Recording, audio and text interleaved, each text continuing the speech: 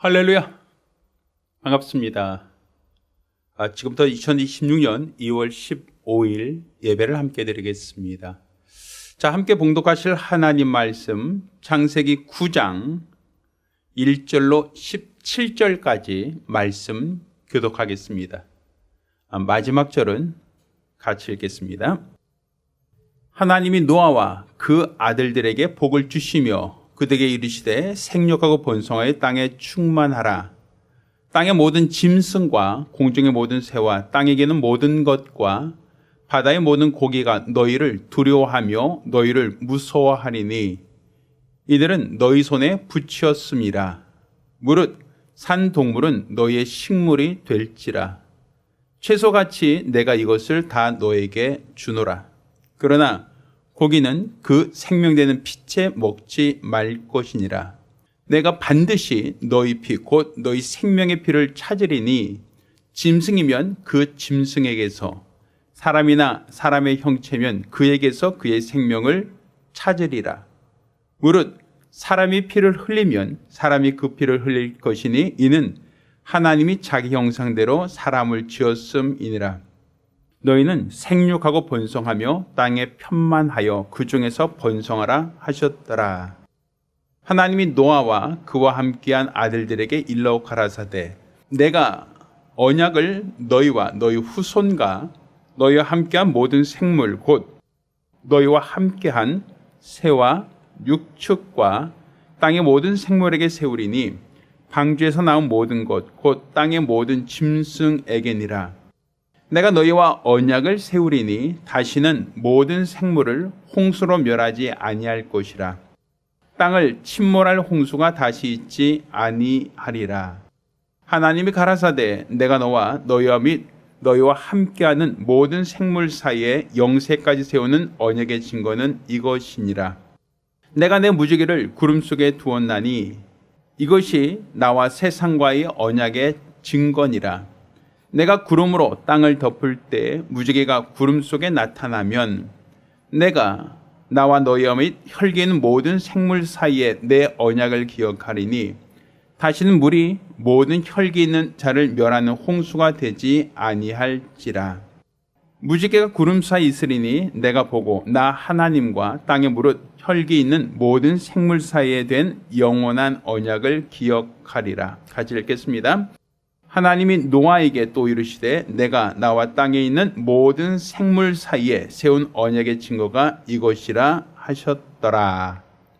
아멘. 저희가 2026년 한 해 동안 그래 다시 시작하는 거야 라는 슬로건으로 하나님 말씀 함께 나누고 있습니다. 오늘은 그 8번째 시간으로 방주 다시 시작하라고 주신 기회라는 제목으로 하나님 말씀 함께 나누겠습니다. 자, 오늘 우리가 읽은 이 본문에서 하나님께서 노아를 통하여 방주를 만들게 하시고 또 노아와 그 가족들은 그 방주를 통하여 홍수를 벗어날 수 있게 하셨습니다. 자, 노아와 그 가족들에게 있어서는 이 방주, 하나님이 예비하신 이 방주가 그들에게는 기회라는 사실입니다. 사실 방주가 기회다라고 할 때 무슨 기회인가? 세상을 다 심판하시는 하나님, 죄와 허물로 하나님의 진노를 샀던 이 땅과 그 가운데 있는 모든 사람들, 모든 육축들, 그들을 다 하나님이 멸하시겠다 할 때, 심판하시겠다라고 할 때, 하나님의 심판에서 벗어난, 하나님의 형벌에서 벗어난 자들은 바로 방주 안에 있던 노아와 그 가족들이었습니다. 따라서 이 방주라고 하는 것이 기회라는 거죠. 무슨 기회인가? 하나님의 심판과 형벌로부터 벗어날 수 있는, 그들을 안전하게 보호하는 하나님이 허락하신 도피성과 같은, 그들이 하나님의 은혜 가운데 모든 형벌로부터 자유케 되는, 모든 하나님의 심판을 모면하게 되는 그 기회라고 볼 수 있습니다.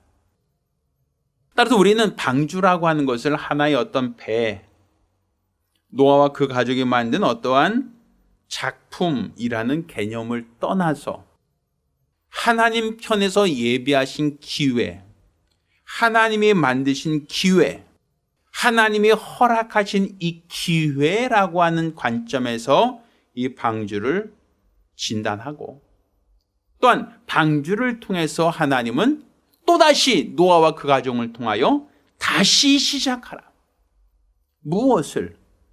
무엇에 대하여 다시 시작하라는 것인가 라는 것을 우리가 진단할 수 있는, 점검할 수 있는 거룩한 기회가 되기를 예수 이름으로 부탁드립니다. 자, 그러면 노아를 통하여 만들려고 한 이 방주가 왜 하나님이 다시 시작하라고 하신 기회가 되는가? 그러면 무엇에 대하여 다시 시작하라는 것인가? 라는 걸 한번 진단해 보고자 하죠.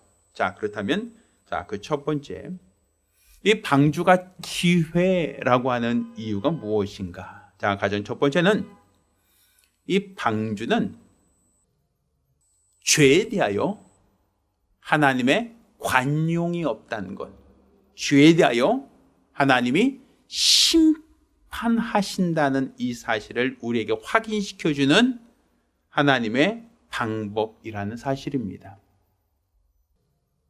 사실 우리가 지난주에도 말씀드렸지만 하나님께서 범죄한 아담, 하나님 말씀을 거역하고 동산 중앙에 있는 실과를 따먹고 불순종했던 아담, 그 아담을 그 가운데 하나님이 바로 심판하고 바로 형벌하여 지옥불에 던지지 않으셨습니다.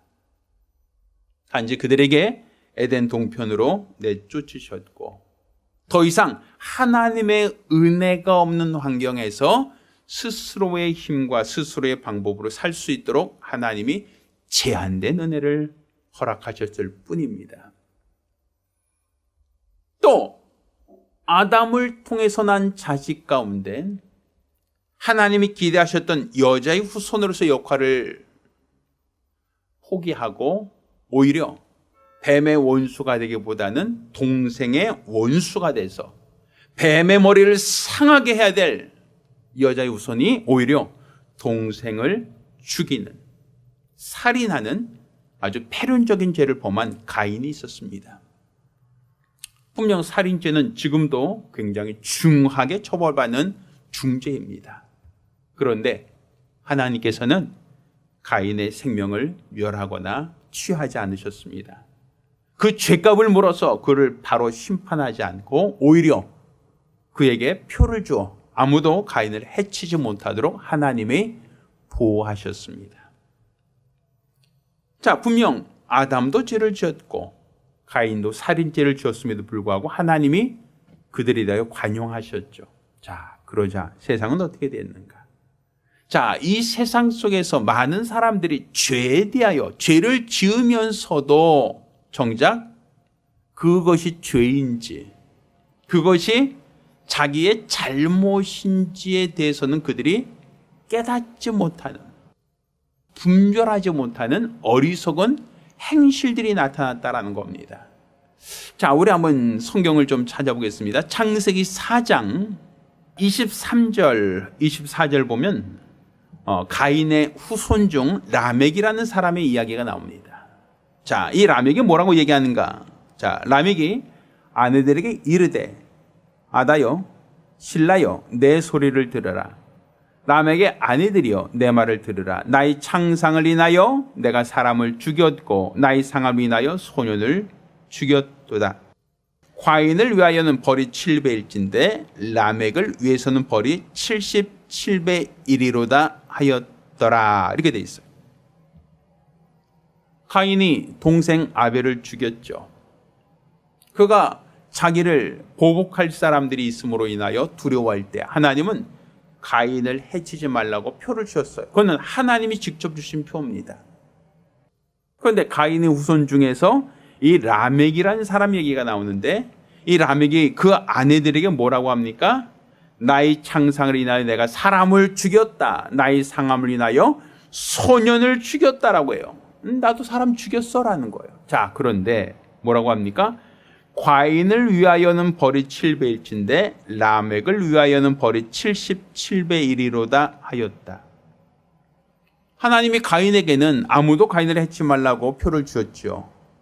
그렇지만 라멕에게는 하나님이 표를 주셨다는 기록이 없어요. 하나님이 범죄한 라멕도 해치지 말라고 하신 적이 없는데 라멕 스스로가 뭐라고 합니까? 하나님이 가인에게 표를 주사 아무도 가인을 해치지 못하게 했던 것처럼 나 라멕이 사람을 죽였으나 나 해치지 마. 나 죽이면 가인에게는 벌을 7배나 주겠다고 했지만 나는 77배야. 77배의 벌을 줄 거야. 그러니 내가 사람 죽였다고 아무도 나 해칠 생각 마라고 스스로 자기 자신을 변호하고 있다는 사실이에요. 자, 그 얘기는 뭡니까? 하나님이 계시하지 않았는데, 하나님이 말씀하지 않으셨는데 마치 말씀하신 것처럼 사람들이 기만하고 속이고 있다는 거예요. 가인이 아벨을 죽인 것이 분명 죄인데 라멕은 사람을 죽이고도 양심의 가책이나 죄의 의식을 느끼지 못하고 있다는 거예요. 내가 사람 죽였어. 내 소년 죽였어. 그렇지만 누구도 나 해칠 수 없어. 나 해치면 하나님께 벌 받을 거야 라고 공갈하고 있다는 얘기예요. 그러니까 이 세상이 어떻다는 거예요? 죄를 지어도 누구도 형벌할 수 없는, 범죄하여도 누구도 처벌하지 않는다라고 하는 의식이 팽배하다는 얘기죠. 분명 하나님은 죄를 미워하세요. 죄에 대하여 타협하지 않으세요. 하나님은 공의 하나님이시기에 죄를 미워하시고 죄에 대하여는 반드시 보응하시고 그들에게 죄값을 청구하시죠. 그렇지만 아담에 대하여, 가인에 대하여 하나님이 그들을 징계하지 않으니까, 심판하지 않으니까 사람들은 죄의식조차 없는 거예요. 죄를 지었다 할지라도 죄의식을 느끼지 못해요. 잘못이라는 것을 깨닫지도 회개하지도 잘못을 인정하지도 않는 겁니다. 단지 내가 죽인 거 괜찮아, 누구도 나에게 보복하려고만 안 돼라고 스스로가 하나님을 빙자하여 스스로가 자기 자신을 보호하고 있다는 사실이죠.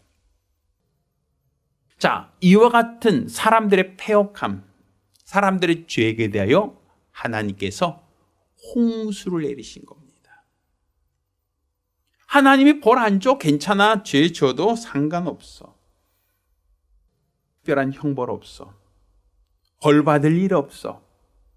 누가 나에게 벌 받으라고 하면 그는 77배의 벌을 받을 거야. 아무도 나를 해칠 권한 없어. 라고 스스로가 자기 자신의 행위를 정당화하고 있다는 거예요. 하나님은 그와 같은 자들을 심판하셨다. 그게 바로 노아의 홍수입니다.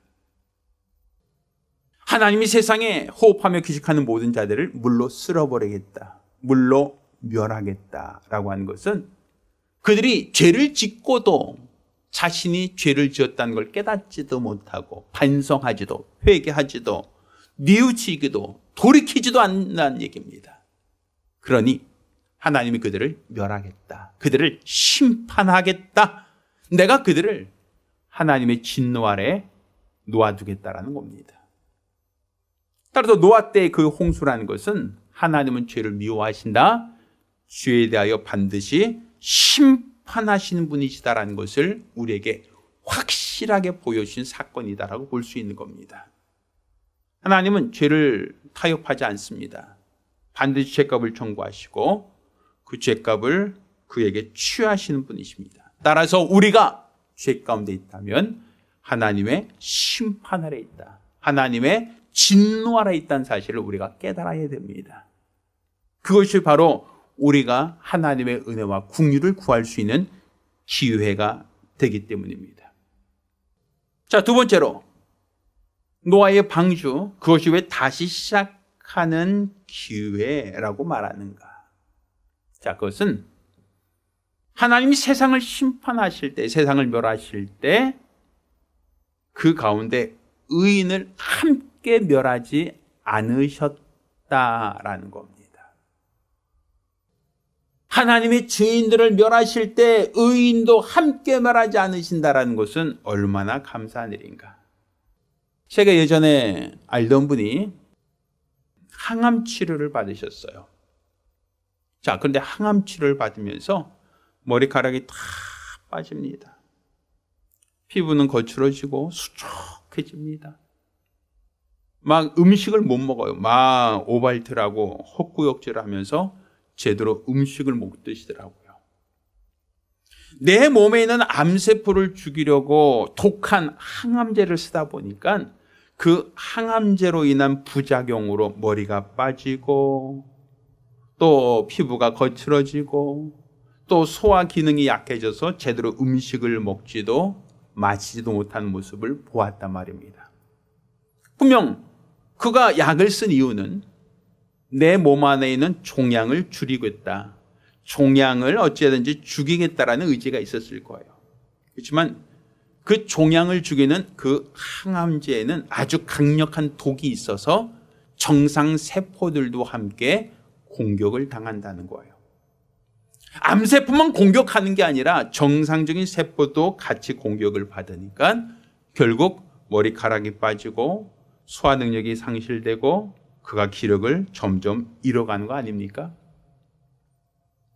자, 이처럼 세상의 과학과 세상의 기술로 만든 좋은 항암제라 할지라도 암세포만 표적으로 공격하는 것을 찾아내기가 굉장히 어렵습니다. 그런데 하나님께서 죄인은 세상을 심판하실 때 그 죄인을 심판하다 보면 그 중에 의인도 어쩔 수 없어.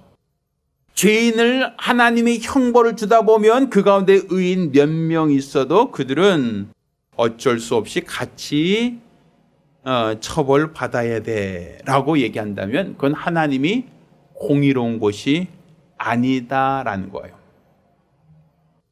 우리가 창세기 18장 23절로 25절까지 보면 아브라함이 하나님께 말씀하는 그 말씀이 나오죠. 소돔과 고모라를 멸하겠다라고 할 때 아브라함이 묻습니다. 하나님이 공의로우신데 죄인을 심판하실 때 의인도 함께 멸하고자 하십니까? 라고 묻죠. 그래서 의인이 10명만 있어도 하나님이 소돔과 고모라를 멸하지 않겠다라는 그 약속을 주셨어요. 이건 다른 말로 소돔과 고모라라고 하는 이 지역의 사람들이 죄악에 관연하고 그들이 타락했으니 하나님 내가 너를 심판하겠다 라고 하나님이 뜻을 정하셨다 할지라도 그 가운데 의인이 있다면 의인을 함께 멸하지 않겠다라는 것이었어요. 의인이 단 10명만 있어도 소돔과 고모라를 하나님이 심판하지 않겠다라는 것이었고, 비록 의인이 10명이 안 돼서 하나님의 예정대로 소돔과 고모라를 심판하시더라도 롯과 그 가족들을 하나님이 그 소돔에서 건져내셨다라고 되어 있지 않습니까? 이처럼 하나님은 죄인을 심판하실 때 의인을 함께 멸하지 않는다. 마치 항암제를 쓰면 암세포만 공격하는 게 아니라 정상세포도 공격하는데 그건 어쩔 수 없어 라고 얘기하지만 하나님의 심판에는 반드시 죄인에 대한 심판이 있지만 의인에 대한 하나님의 심판은 단 한 차례도 허락하지 않으신다라는 거예요. 하나님은 실수가 없으시다라는 거죠. 따라서 하나님이 노아에게 방주를 만들어라, 방주를 준비하라 하신 이 방주는 바로 하나님이 세상을 심판하실 때, 하나님이 세상을 멸하실 때에 노아와 그 가족, 곧 하나님 보실 때 의로운 자들은 그 심판에서 구하여 주겠다, 내가 너희는 보호하겠다 라고 하는 하나님의 약속이라는 거예요.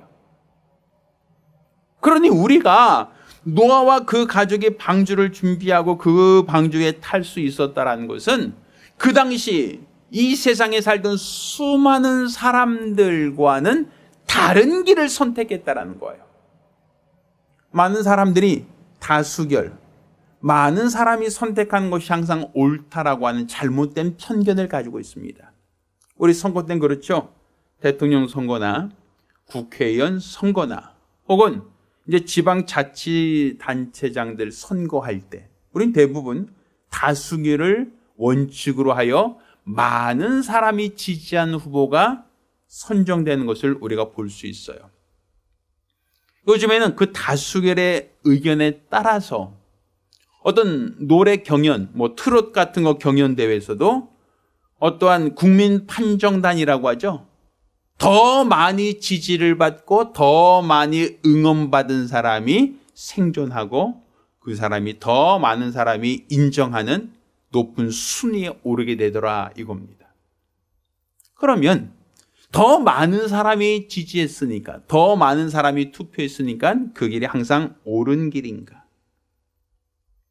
자, 오늘날 교회 다니는 사람이 많습니까? 아니면 다니지 않는 사람이 많습니까? 예수를 믿고 죄산 받은 사람이 많습니까? 아니면 하나님과 무관하게 자기 소욕을 쫓아 사는 사람이 더 많습니까?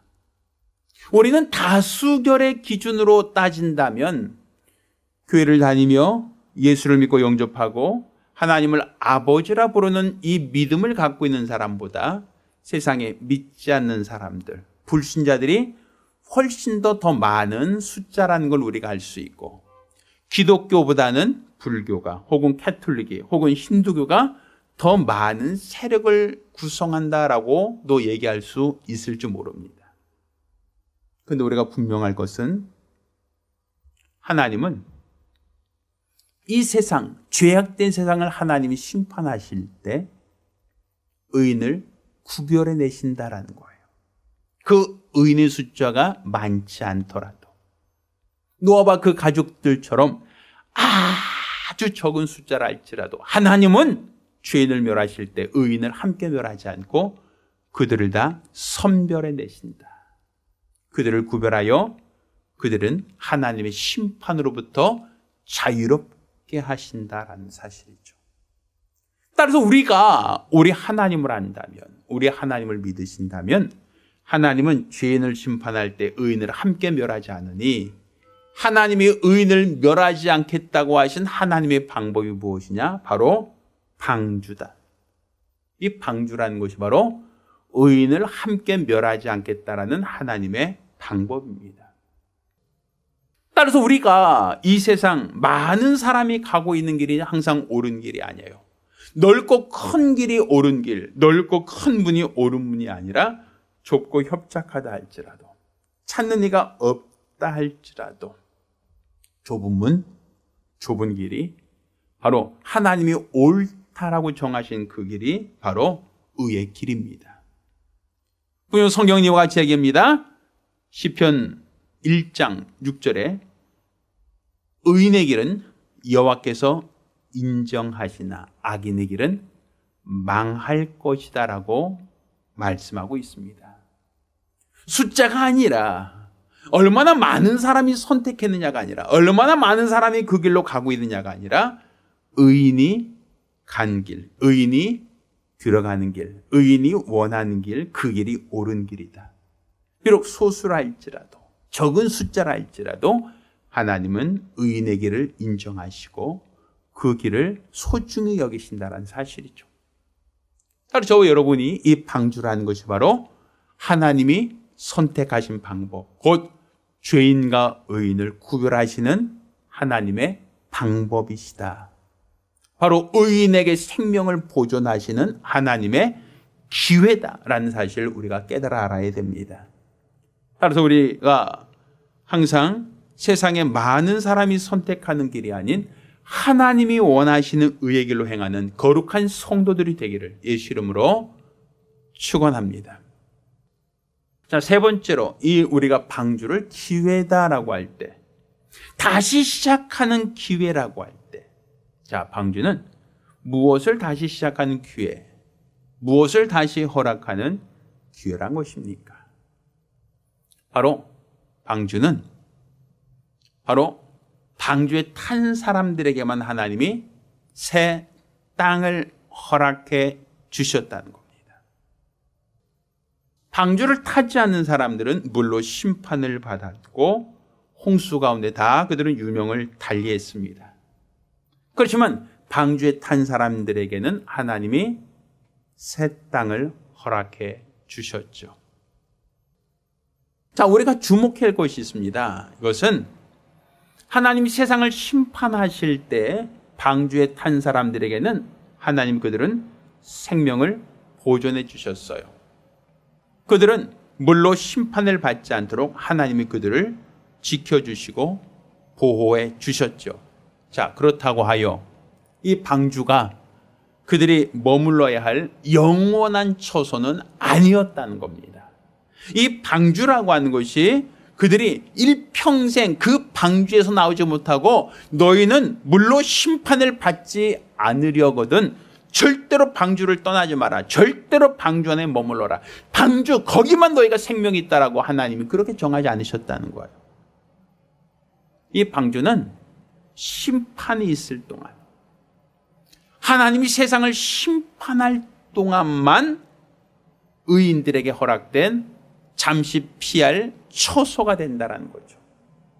이 방주라는 것은 죄인과 의인을 구별하는 하나님이 심판받을 자와 심판받지 않을 자를 구별하는 표는 맞지만 그렇다고 하여 방주가 노아와 그 가족이 일평생 그 바깥으로 나가지 못하고 거기에 머물러야만 하는 감옥은 아니었다는 사실이에요. 하나님이 심판이 다 끝난 다음에 40주 40밤을 하나님이 홍수로 세상을 덮으셨고 그 이후 하나님이 이 세상에 호흡하며 기식하며 타락한 모든 사람들, 모든 것들을 다 멸하실 때, 또 멸하신 이후 하나님은 노아와 그 가족들에게 물이 빠진 다음에 새로운 땅을 허락해 주셨다는 거예요. 마치 이 땅이라는 것은 물 가운데 묻이 드러나라 했지 않습니까? 물 가운데 묻이 드러나 새로운 생명을 하나님이 허락해 주셨던 것처럼 하나님은 홍수 때 모든 것을 물에 잠그시고 다시 하나님이 물 가운데 묻이 드러나라 하시며 물 가운데 묻이 드러났을 때 그곳에 노아와 그 가족들이 살게 하셨다라고 얘기하고 있는 겁니다. 그러니 하나님께서 우리에게 허락하신 생명은 방주 안으로 제한된 것이 아니라 방주에서 생명을 보존한 자들에게 새 땅을 주셨다라는 것이죠. 우리 요한계시록 21장 1절에도 이와 같이 얘기합니다. 새 하늘과 새 땅이 있다라는 거예요. 이 땅에 7년 환란이 있고 이 땅에 하나님의 진노와 하나님의 형벌이 있을 때 하나님이 믿는 사람들, 의인들을 거룩하게 구별하여 그들의 생명을 보존하신다라는 거예요. 그렇지만 그것이 하나님의 품 안에서 하나님의 보호를 받는 그 피난처가 영원한 것이 아니라 새하늘과 새 땅이 있다. 저 천국의 도래를 새하늘과 새 땅의 도래라고 이야기를 하는 그 이유가 무엇입니까? 바로 이 땅에 낙원이 있고 이 땅에 안전한 대피소가 있고 이 땅에 세워지는 하나님의 영원한 처소가 아니라는 거예요. 세상을 심판할 때, 세상을 벌하실 때 그들을 잠깐 동안 피해를 받지 않도록 하나님이 보호하시지만 그것은 영원한 처소가 아니라 우리가 거할 영원한 처소 어디다? 저 하늘나라, 영광의 나라, 새하늘과 새 땅이라는 사실이죠. 따라서 이 새하늘과 새 땅은 누구에게 허락할 것인가? 방주에서 하나님이 심판하실 때, 세상을 심판하실 때 방주 안에서 생명을 보존한 자들, 그들에게 약속한 땅이 바로 새하늘과 새 땅이다라는 사실이에요. 따라서 우리가 방주 안에 있으면서 뭘 준비해야 됩니까? 어차피 여기 살아야 돼라고 체념하며 사는 게 아니라 환경에 적응만 사는 게 아니라 우리는 방주 안에서 바라볼 것은 새하늘과 새 땅이라는 사실입니다. 장차 도래할 새하늘과 새 땅, 하나님이 약속하신 새하늘과 새 땅. 그것이 바로 저와 여러분이 소망하는 곳이고 지금 우리가 잠시 세상을 심판하실 때 하나님의 보호를 받다가 이제 주님 나라에 들어갈 때 새하늘과 새 땅의 도래를 우리가 소망하는 것. 이게 바로 우리가 지금 이 방주 안에서 가게 될 새로운 기회, 다시 시작할 기회라고 말할 수 있는 겁니다. 저 여러분 모두가 이 땅이 우리가 가질 소망이 아니라 우리가 가질 소망은 하나님이 세상을 심판하실 때 우리를 잠깐 보호하겠지만 그 이후에 하나님의 보호 안에 있던 자들에게 새하늘과 새 땅을 주신다는 걸 믿으시고 우리가 준비할 이 방주 안에서 우리가 소망하는 새하늘과 새 땅을 소망하는 믿음의 사람들이 되기를 예수 이름으로 축원합니다.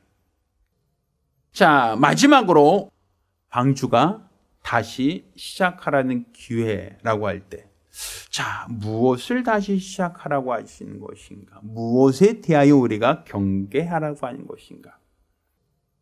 자, 우리는 하나님이 우리가 방주 안에 있을 때 세상을 물로 심판하시는 것을 보았단 말입니다.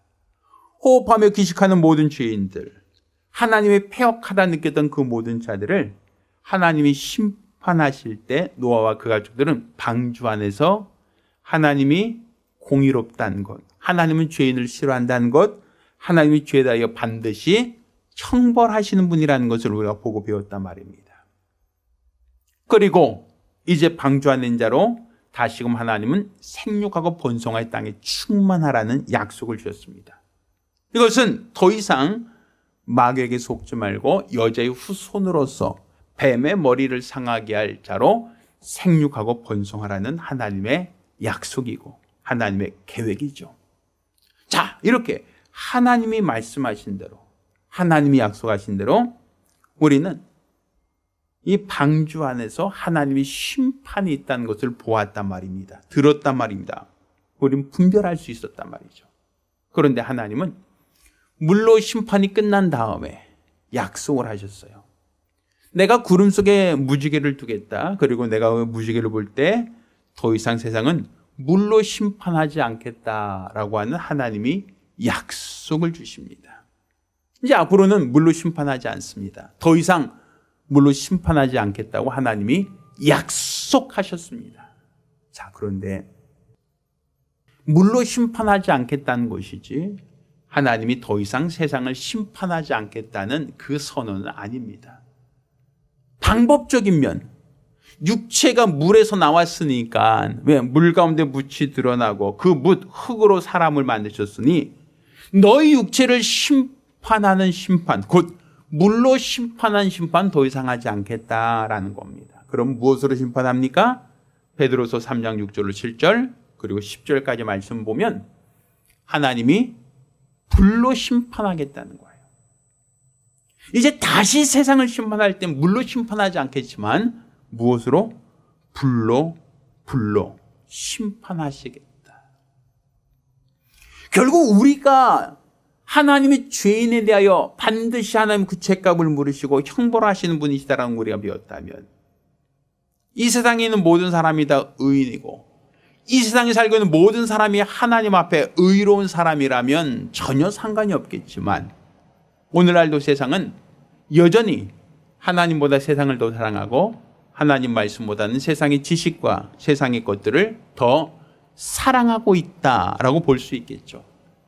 이렇게 세상에 있는 모든 사람들이 하나님보다 세상을 더 사랑하고 세상을 더 추종하고 세상을 따르려고 할 때, 자, 우리는 우리 하나님이 약속하신 하나님이 말씀하신 그 뜻이 무엇인가를 깨닫고 분별할 필요가 있단 말입니다.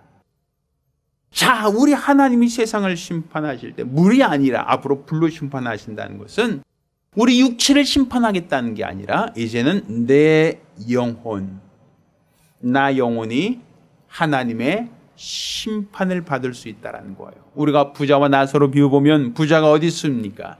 죽었어요. 육체는 죽었어요. 나사로도 육체는 죽었어요. 그런데 부자는 뜨거운 불꽃 가운데 고통당하며 내 혀끝에 물 한 방울만 찍어달라고 간청하지 않습니까? 그가 불꽃 속에서 고통당한다라고 돼 있어요. 그러면 이 부자가 죽었는데, 육체가 없는데 어떻게 고통을 당합니까? 그리고 어디서 고통을 당합니까? 부자는 뜨거운 불꽃 가운데 고통을 당하고 있다. 그러니까 이 불로 심판한다는 것은 육체를 심판한다는 게 아니라 그 영이 당할 심판, 영이 당할 하나님의 형벌을 말하는 겁니다. 자, 그렇다면 하나님이 다시는 물로 심판하지 않겠다고 무지개 약속을 주었지만 범죄한 자들을 위한 하나님의 불로서의 심판은 여전히 유효하다는 걸 깨달을 수 있겠죠. 따라서 우리가 노아 때 물 가운데 구원받으려고 방주를 준비했던 것처럼 내 영혼이 하나님의 심판을 받지 않으려거든 우리는 나 영혼이 안전하게 피할 수 있는 또 다른 방주를 각 사람이 준비해야 된다는 사실이에요. 하나님의 진노와 하나님의 심판으로부터 보호받을 수 있는 방주. 바로 그 방주가 준비된 자라야 하나님이 마지막 때 불로서 세상을 심판하시고자 할 때 하나님의 심판으로부터 자유할 수 있고 심판으로부터 보호받을 수 있다는 사실이죠. 따라 저와 여러분 모두가 하나님의 공의로우신 심판자라는 사실, 하나님 죄를 타협하는 게 아니라 죄인이 회개하고 돌아오기까지 오래 참고 기다리지만 그들이 끝내 돌아오지 않으면 하나님이 정하신 때 정하신 방법으로 세상을 심판하신다. 그때 단 한 사람의 예의도 없이 다 하나님의 진노 아래 놓이게 된다라는 것이죠. 그렇지만 하나님이 거룩하고 구별된 자는 그 심판에서 방주를 통하여 구원하시고 구별하듯 이제 마지막 때 하나님이 세상을 다시금 심판하신다 할 때 불의한 자를 하나님의 불로 멸하시겠다라고 할 때 저 여러분 모두가 노아와 같이 방주를 준비하고 방주를 대비하여 하나님의 심판을 면하는 자, 곧 이로써 새하늘과 새 땅을 바라보며 주의 나라를 소망하는 믿음의 사람들이 되기를 예수 이름으로 축원합니다.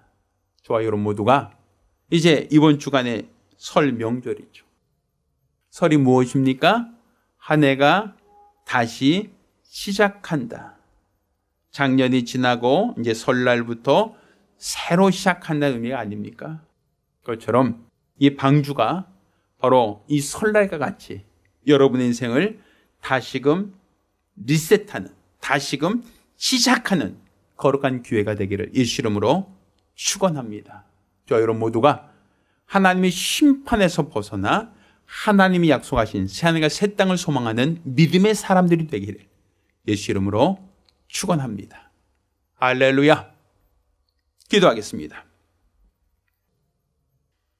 살아계신 아버지 하나님, 우리가 사는 이 세상 영원하지 않다라는 걸 알게 하심을 참으로 감사드립니다.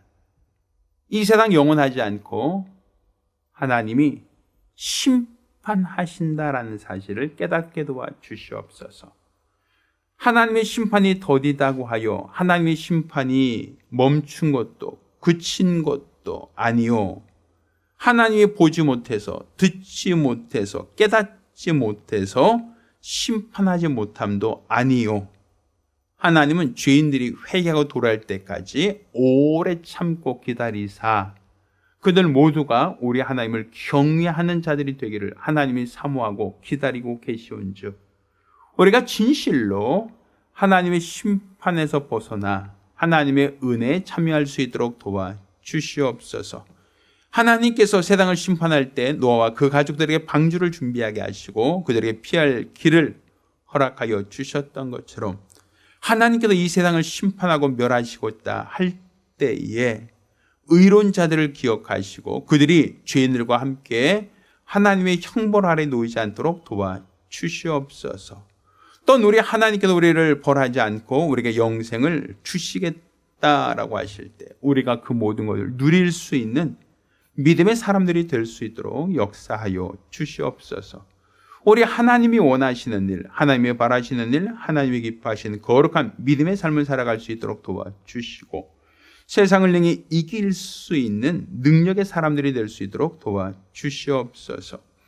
방주가 바로 하나님의 심판을 벗어날 기회였지만 하나님은 방주 아래 머물러 하지 않고 새하늘과 새 땅을 허락하여 주셨던 것처럼 바로 우리에게도 새하늘과 새 땅이 있음을 깨닫게 도와 주시옵시고, 이제 마지막 때 물로써 세상을 심판하지 않겠다고 무지개 약속을 하셨지만 불로써 세상을 심판할 수 있다는 걸 깨닫고 우리가 죄 가운데 돌이켜 우리 자신을 거룩하게 구별하며 주님 나라 올 때까지, 주님이 우리를 부르실 때까지 소망 갖고 주의 나라를 다름질할 수 있는 믿음의 사람들이 될 수 있도록 도와 주시옵소서. 언제나 믿음과 마음과 열심으로 우리 주 앞에 붙들려 귀하게 쓰임받고 사용되어지는 믿음의 사람들이 되기를 원하오니 역사하여 주시옵소서. 언제나 마음과 믿음과 열심으로 주를 위해 살 수 있는 복된 성도들, 믿음의 사람들이 될 수 있도록 도와 주시옵소서. 살아계신 우리 주 예수 그리스도 이름으로 기도드렸습니다. 아멘. 할렐루야. 저는 여러분이 이번 설 명절 동안 사랑하는 가족 같은 이들을 만날 곳이라고 저는 그렇게 판단을 합니다.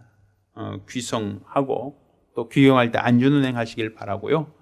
특별히 믿지 않는 가족들을 만났을 때 이제 그들에게 복음을 전할 마지막 기회라는 사실을 기억하고 그들이 꼭 복음을 전할 수 있기를 바랍니다. 그들이 주 예수의 복음을 듣고 그들이 새롭게 변화될 수 있는, 새로운 소망을 가질 수 있는 거룩한 기회가 되기를 예수 이름으로 축원합니다. 할렐루야. 기도하겠습니다. 이제는 우리 주 예수 그리스도와 아버지 하나님의 극진하신 사랑과 보이사 성령님의 교통하셔 역사하심이 오늘 이와 같이 방주가 다시 시작하라고 주신 기회임을 깨닫고 죄 가운데 하나님의 심판받을 대상이 아니라 하나님이 의로운 자를 구별하시고 그들에게 심판을 면하게 하실 뿐 아니라 새로운 하늘과 새 땅을 허락해 주시는 분이라는 것을 믿고 일평생 믿음 안에서 내가 준비할 방주를 예배하는 복된 성도의 삶을 살기로 하시면 우리 모든 성도들과 가정들에게 이제로부터 영원까지 함께 있을지어다. 아멘.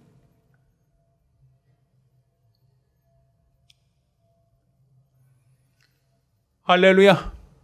우리 하나님께 영광을 돌리겠습니다. 자, 행복한 설 명절 되기를 바랍니다. 감사합니다.